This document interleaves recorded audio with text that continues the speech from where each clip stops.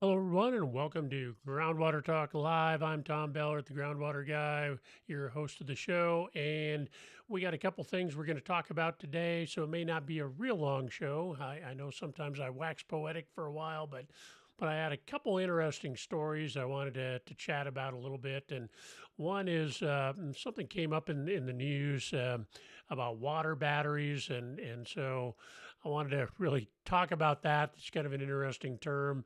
Water batteries versus pump storage, and water batteries really pump storage, but with a twist. So we'll cover that a little bit, and then there was some interesting news about maybe some progress in California about new storage. So a new old reservoir for California. We'll talk about that a little bit too, and so that's our basically what we're going to cover on our show today.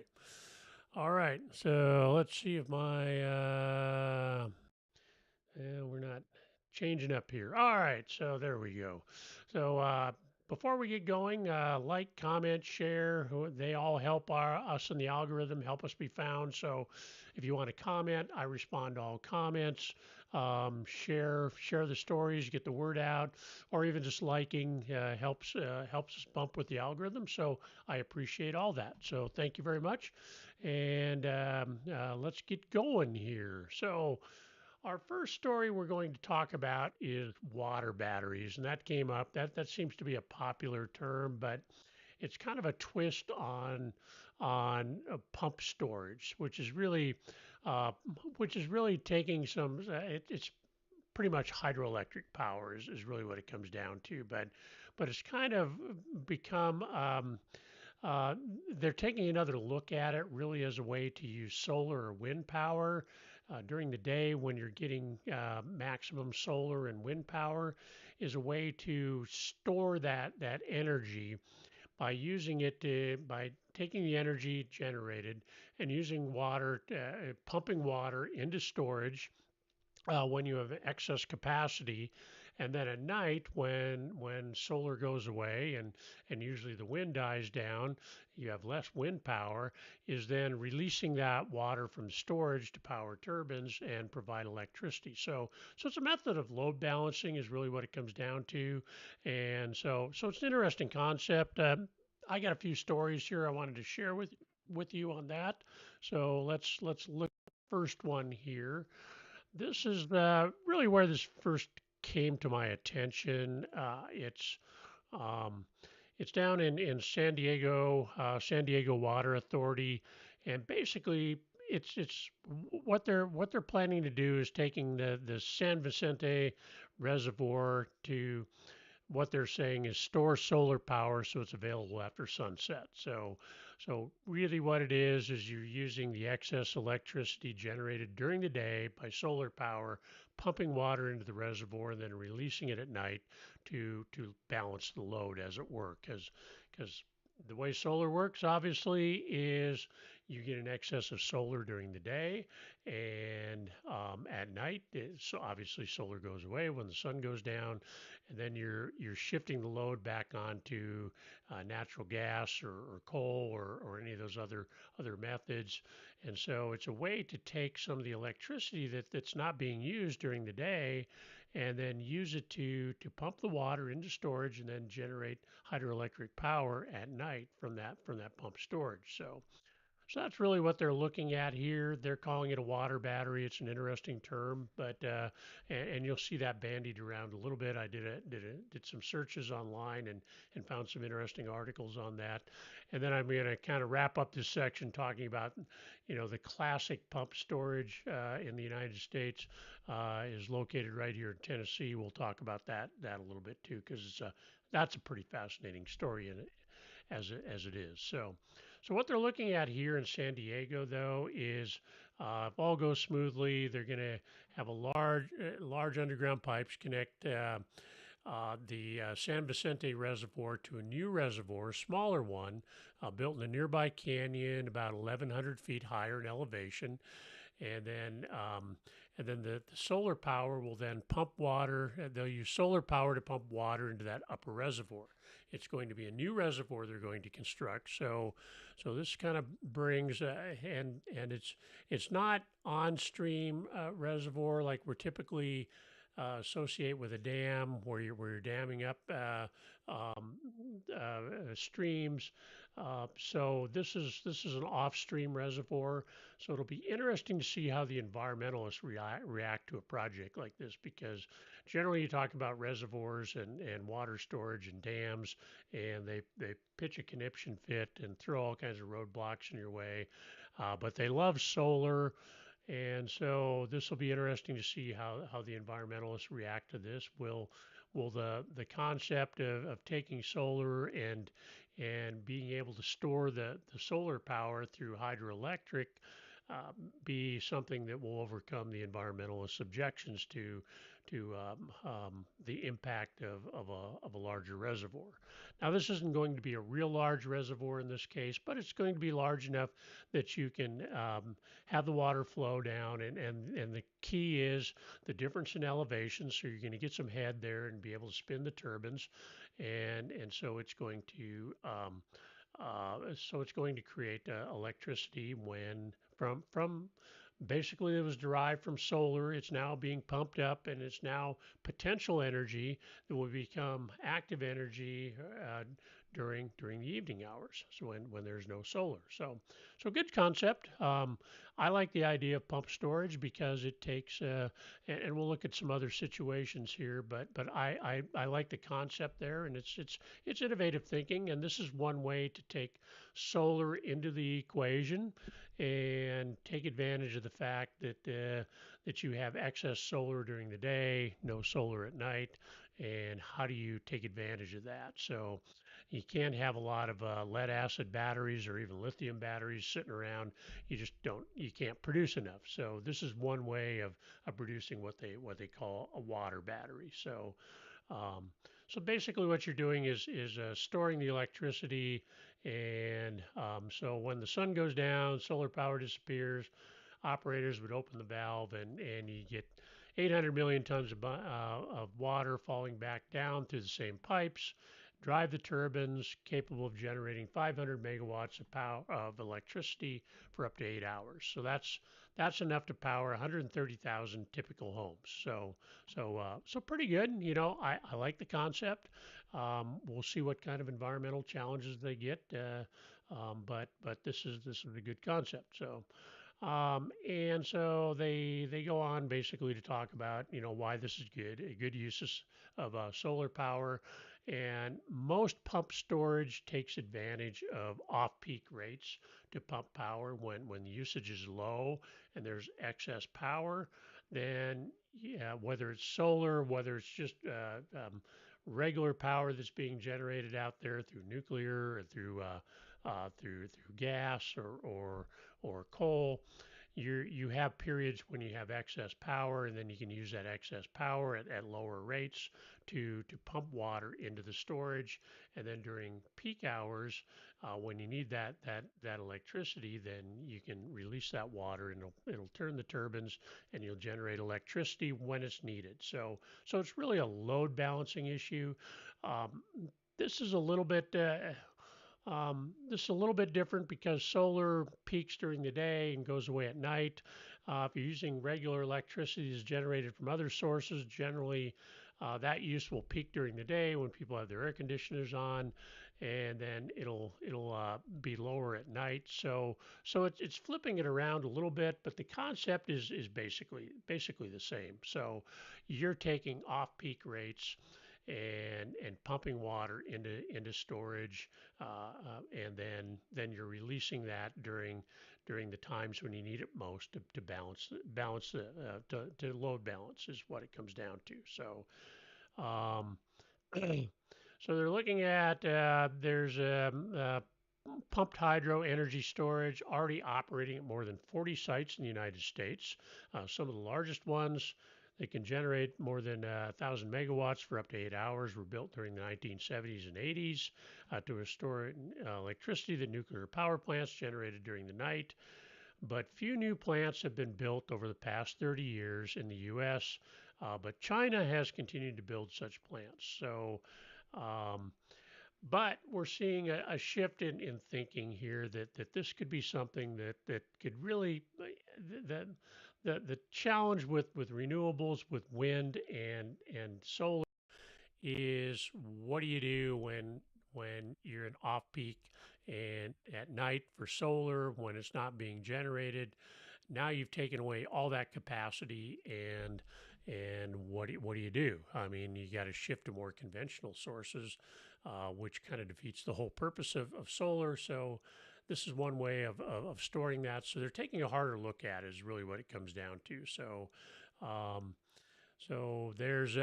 there should be a 30% tax credit that solar and wind projects enjoy that would basically contribute to these types of projects. So I think that it it's worth looking at if you have the capacity. Now reservoirs take up a lot of room, so granted that, and you got to look at that, and so it's not right for everybody, but it is one typical solution.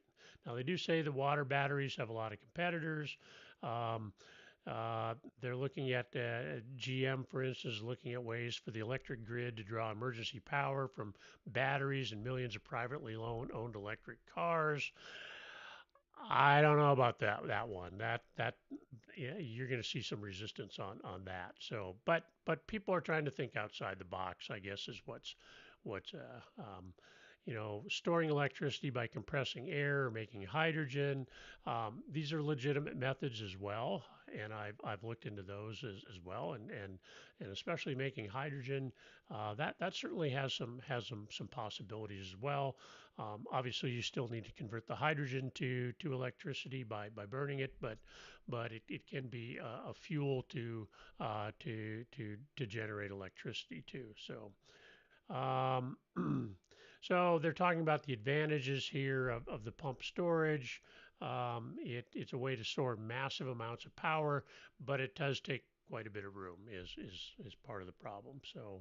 Um, so, they also don't require hard to find battery materials like cobalt and lithium. There's been some calculations that say we cannot store all the electricity from solar with lithium batteries just because we don't have enough lithium in the world to do that. So there's resource challenges with those types of solutions. Um, and places to build them, but really looking at we're limited by the resources that we have to the lithium, for instance, and the other components that it takes to build the lithium batteries. Um, so anyway, they go on and they're promoting the pump storage and the water battery concept here. Um, yeah, I wanted to show you another one here. This one is actually in Switzerland, and this really is a pretty large one, a 900 megawatt pump storage plant in Valais, Switzerland. Came online in July of 2022, as a matter of fact. 14 years of challenging construction and testing. It's capable of storing enough hydroelectric energy to power as many as 900,000 homes. And once again, they're referring to it as a water battery. It's got a storage capacity of 20 million kilowatts of electricity. And once again, it's used for load balancing. And that's generally what these water batteries or the pump storage is used for. Um, this 6 underground turbines located 600 meters underground, so almost 2,000 feet underground is where these are. So what you're seeing is you have a difference in elevation between the pump storage and the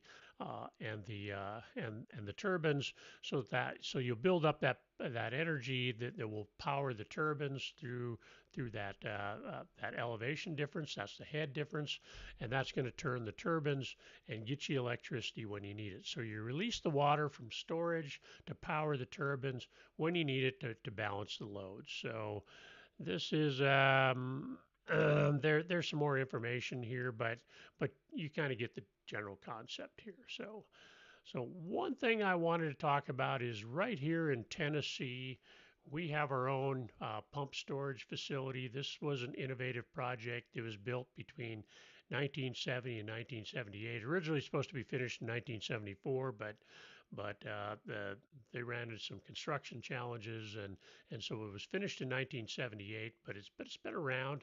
This is the Tennessee Valley Authority Racoon Mountain project down in Middle Tennessee or East Tennessee, actually, north of Chattanooga.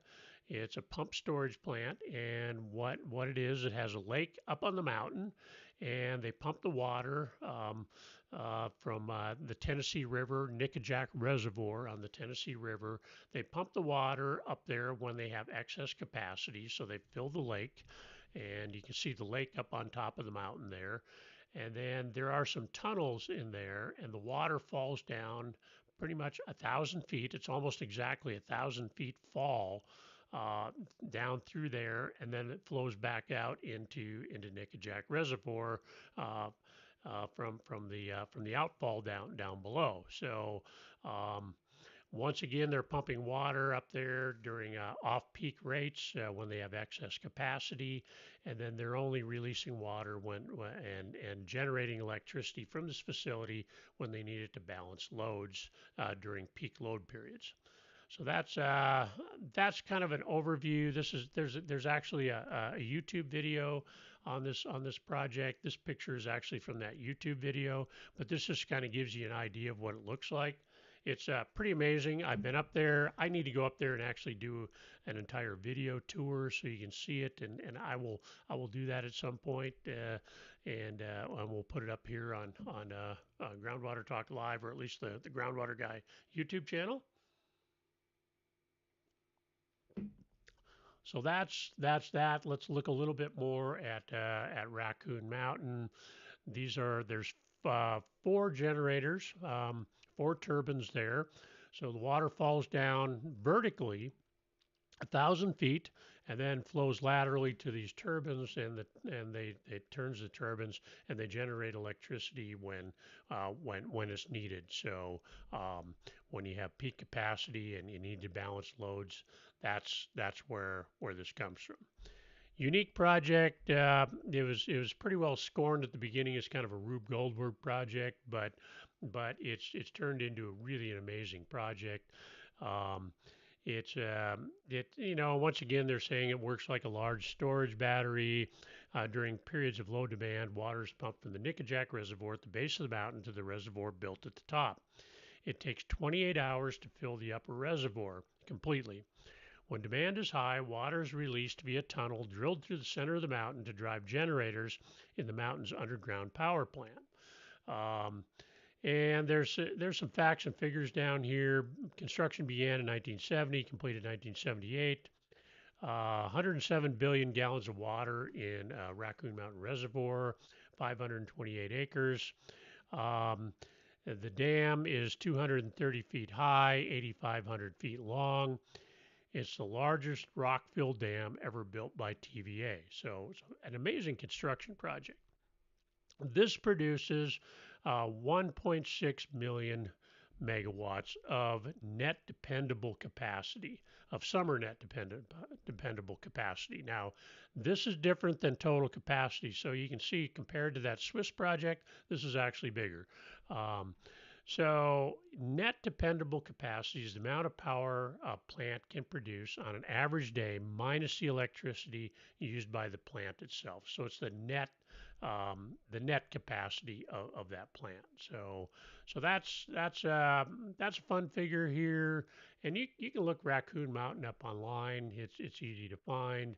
TVA has a lot of interesting information on it, and it's well worth visiting. There's a visitor center up there, and it's really a beautiful location. You can go over one side and look over Chattanooga, and so really pretty cool location. So um, first hydro unit went into commercial production December 31st of 1978. Four generating units with a net dependable generating capacity of 1,600 megawatts, and we talked about that. So the largest operating pump turbines in the world at the time of commercial operation. I think they've been exceeded at this point, but at the time it was just really huge. So there's some fun facts and figures here. You can look it up online, but it really was an amazing project at the time, and uh, and so let me. This is actually from Wikipedia. This actually is a diagram on there that shows how this actually works. So this is Racoon Mountain Reservoir up above, and you can see the intake at the lake. It drops down 1,000 feet and then flows down to the power plant chamber where you have uh, the the turbines down there, and then it discharges out into Nickajack Reservoir in the Tennessee River. So the main access tunnel is down there. There's actually an elevator that goes from down below all the way up to the visitor center, and then they run the power lines up above. There's a switching station up above. So I will show you that. I think that's yeah. Let me show you what that looks like on Google Google Earth. So this is actually Google Earth. This is the topo map, and you can see here the intake and the outtake, and you can see it's almost exactly 1,000 feet down to the river from the reservoir. So you got 1,000 foot drop, vertical drop, and so that really is generating a lot of energy as that water falls down there. So you can see the topography here. It's pretty steep. Um, and it's a beautiful area up there. Like I say, you can drive all the way around the reservoir and check it out. The visitor center is right here.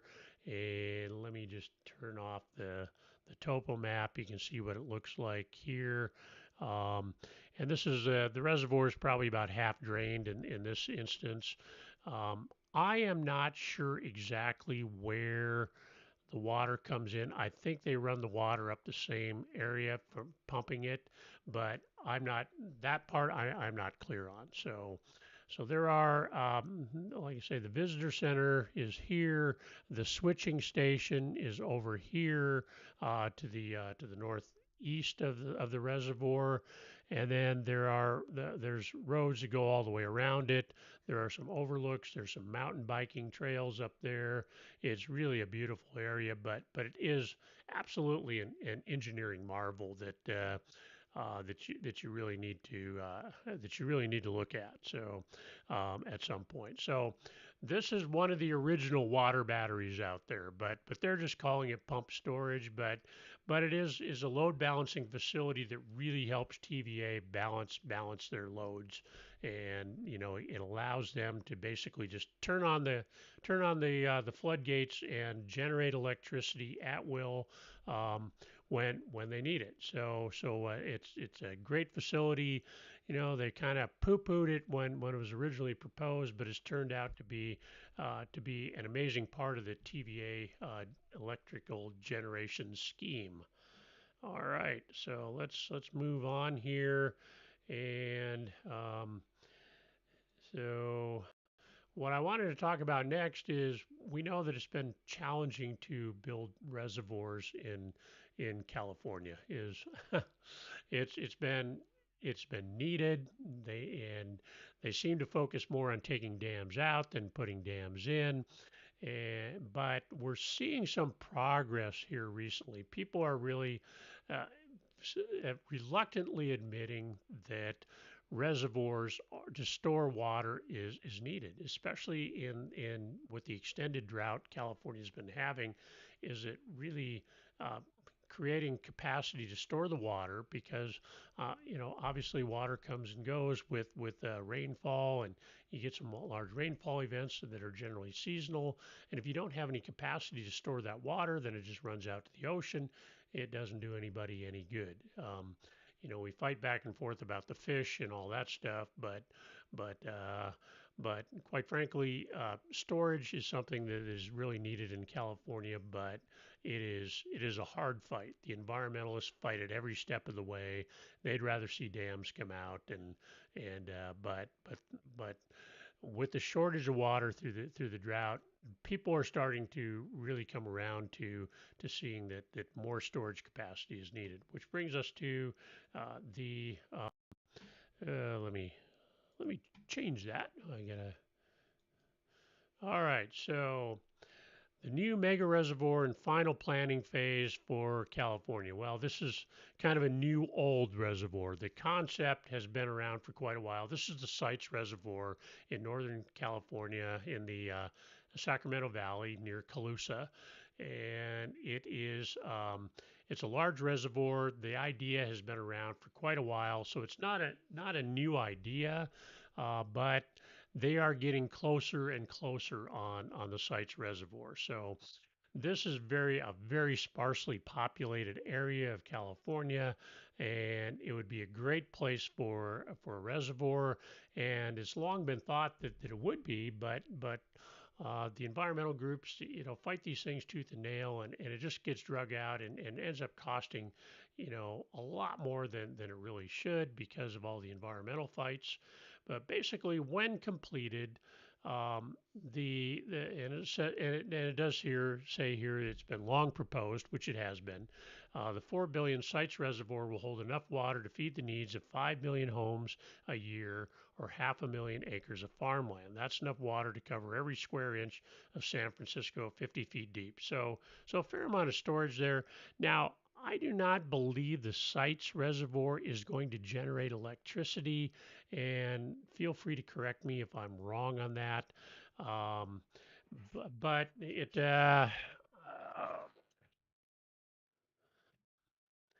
but sorry about that. But uh, but I believe it's basically for water storage and to release water back into the Sacramento River. So this is going to be off the Sacramento River, and I'll show you where this is located at in just a minute here. Uh, but but it's mainly designed for water storage and not electrical generation. Um, so it would increase California's reservoir water storage capacity by 15%, which is pretty large. Um, Serve farms, family, fish, and fowl because you're going to be able to balance flows in the river, and so that'll allow. And this may be some compromise with the environmentalists that allow, enough water flow in the river to make sure that the fish are happy, as well as the farms and the families. So that's um, Sites would get its water from the Sacramento River, but this is going to be off-river storage, so you're not damming up the Sacramento River. Uh, the water would only be taken during the rainy season, so when there's excess capacity, or only when the water flow is very high, and so that's the time when the water flows out to the sea and does not get captured, and that's the time when you really need to capture it. So that's really what's going on here. The water would be sent through 180 miles of canals westward to the Sites project near Maxwell. Uh, all but 12 miles of that already exists, saving enormous costs. So they're taking advantage of existing infrastructure to the extent possible. So this is good because it holds down costs and environmental impacts as well, and takes advantage of existing infrastructure. Um, so it would take about 5 to 7 years in drier years to fill it once it's constructed, but they're saying in a super wet year, something that's been a rare, not happening very often in California lately, but it could be done in one winter. That would be pretty optimistic. So somewhere between 1 year and 7 years is basically what they're saying to fill it up. Um, so, and they say the primary opposition to sites is from environmentalists who do now want to see high water flows diminished. Um, that's so. So will they come around?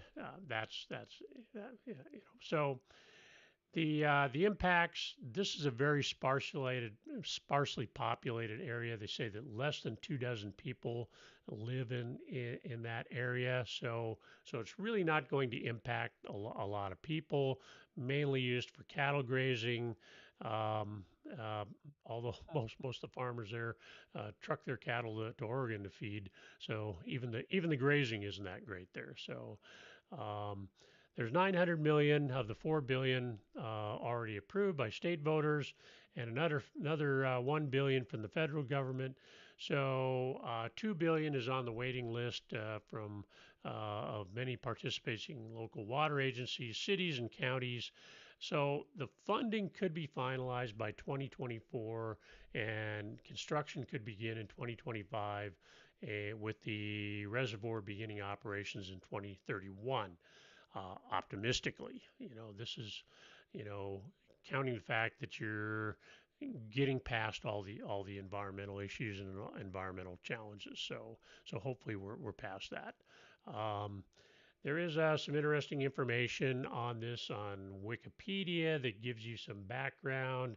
I'm not going to go through all this. So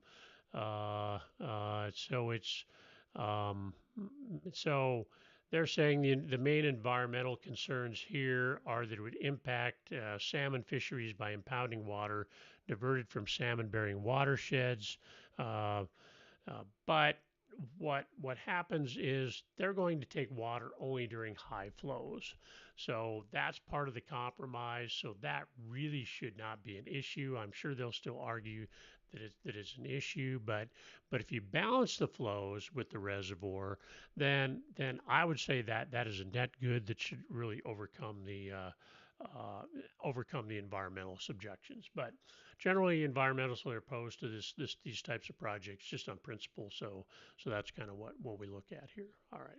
So lastly, there is actually an official website for Site Reservoir, and so there's a little bit of information here. They're basically promoting it and showing you some pictures. Not a whole lot here, but there's an official website. Sitesproject.org is where you'd go for that. And then lastly, I wanted to look at, show you where this is located on Google Earth. And let me bring up my Google Earth here and get you to Sites Reservoir. We'll go from Tennessee to California. Going across the country, this is the location of the Sites Reservoir area. So you can see not much going on there. It's very sparsely populated. If we zoom out here, the Sacramento River is actually over here. Over here. Yeah, there's the Sacramento River over here. So it'd be diverted over to here and used to fill the reservoir. Let me show you what the topographic maps looks like for the area. You can see here's the Sacramento River. Here's the Sites Reservoir project. Let's zoom in here. See if we get that to resolve here. Yeah, so you could see it's kind of a bowl-shaped, dish-shaped area there, and so the actual dam itself would be down here near what they call the Golden Gate area, and then it would flood this area back up in here. So you're really looking at flooding this area here, what they're calling Antelope Valley, and Funks Creek, and that would be the location of the actual reservoir with the dam here. And then there would certainly be there would be a dam there. There would certainly be some dams here, obviously, so you can build up the capacity. So that is actually where it's located. We can zoom out a little bit and let me turn off the. You can see where we're located in relation to the world. So here's Sacramento down here, Sites Reservoirs up here, Colusa, Willows, and then Ukiah, Lakeport, Clear Lake over here. So that's really where this is located at in Northern California. So that is um, so that's two interesting stories today. The water battery concept, interesting concept. I think it's a great idea. Um, it's obviously building infrastructure that we need, and it's, if you're going to focus on renewables, and I think that I'm generally skeptical of renewables providing all of our electrical needs, but having pump storage using renewables, wind and solar could be a way to actually make those more useful during off when hours when they're not working, because the problem with renewables, solar, can be affected by cloudy days. Wind, you go for long stretches without any wind and you're not producing any wind energy. So this is a way to kind of balance that out, because you're taking that power while you're generating excess power and using it to pump the water, and then you're so it's basically solar and wind power in conjunction with hydroelectric to produce an overall electrical generation system that will actually balance out your loads. And I think that's a smart way of looking at things. Like I say, I'm typically skeptical of renewables providing all our electrical needs, but this is one way to balance that out so that you can use those and they have a place in the entire system. And so I think it's a good concept. Um, as far as Sites Reservoir goes, I'm definitely encouraged that they're looking at moving forward with that.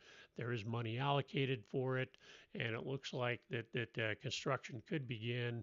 It's been talked about for a long time, so I'm encouraged that we may finally see it going, because uh, California generally, even in the drought, it generally has adequate water. It's just how they manage the water is what it comes down to, and they don't manage it well right now. And part of that is having the capacity and managing that capacity to store the water, and that's really what it comes down to. And so there's a lot of competing interests: the environmental interest, the farm interest, the city interests, and so those are things that have to be balanced out in this situation. But sites to me looks like it could be a good project for everybody, and so I'm encouraged to see that moving forward. All right, that is that's our show for today. You can reach me at tballard@groundwaterguy.com, and I'm always happy to hear from folks. If you got any suggestions for the show, I'm happy to hear those as well. Any comments, anything you didn't like, that's fine too. Um, uh, Here is where we stream. We stream into the Groundwater Guy channel on YouTube, and then also on LinkedIn. So there's my profile on LinkedIn. Um, if you're interested in coming on the show to be a guest, if you have any good water news you'd like to share, or technologies and stuff you'd like to talk about, I'm always interested in having guests on. And so this is the link to do that. That's my Book Me page. You can get on there and book an appointment to come on the show, and I'd love to have you. Uh, and so, lastly, thanks for watching. If go to the YouTube channel, Groundwater Guy YouTube channel, subscribe. It really helps us if you subscribe. If you want to be notified when we have new videos, we do this every Thursday. So if you want to be notified when we have new videos, hit the alarm bell. But don't forget to subscribe. Thank you.